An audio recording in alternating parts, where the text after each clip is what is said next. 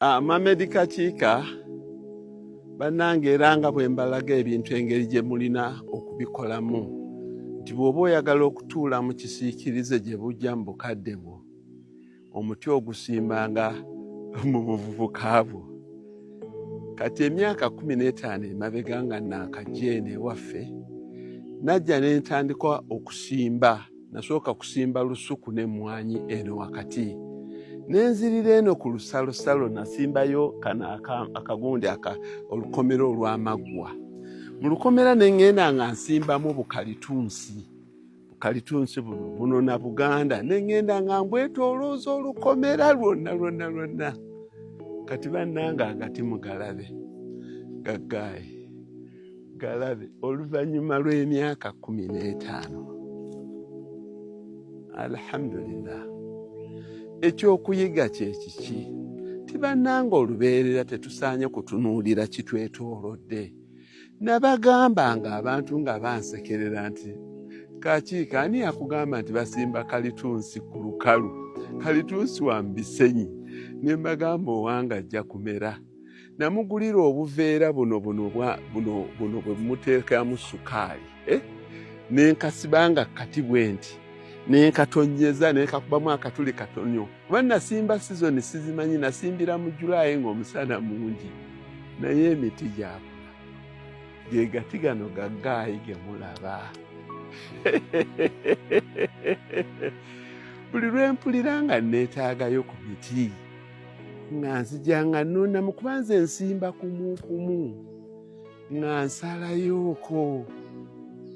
Kati twasazeeyo 1, 2, 3 naye ŋŋenda kutindira ndowooza 3/4 of acre. Ente zange zibaalire kuli. Enkuba ebadde etonyanga ente zange zirinnya mu mitoomi. Nakisuula nti bw'osala olubaawo olugazi bwe ruti n'oluteekerayo eno wansi ng'amazzi wansi gayitayo n'oluteekako buno bupayani bwe buti n'olugatta. Ente ezo zikyakalira kuli zibanga eziri ku Northern Bypass. Kati ate ngenda zikolera Entebbe Express Highway. Bannange message eri mu kantu kano ak'okusaagirira kyeki? Planning. Okutegekera obulamu bwaffe obuliwo kati n'obulamu obulimu mu maaso. Nti buli wamu nina emivule gye nayisaako egyo gyo gye sijja kusala, gyo mikuumi gya ttaka. Naye kati baakatikka bugundi forward 2 mu miti 3. Kati gwe teebereza enku eziva kuno. Nabadde nnwanagana na bwana omuti gubaga akagwa nga bo bwazedde okuggyako enku enkalu ne mbugamba emiti gijja bakuba. Naye kati enku ezivudde kuno ab'ekyalo bonna Christmas yaabwe yakedde baagambye nti singa agisaze mu November muzeeyi netufuna enku za Christmas. Bannange message eyo gye mbawa kwe kupulaaninganga ennyo.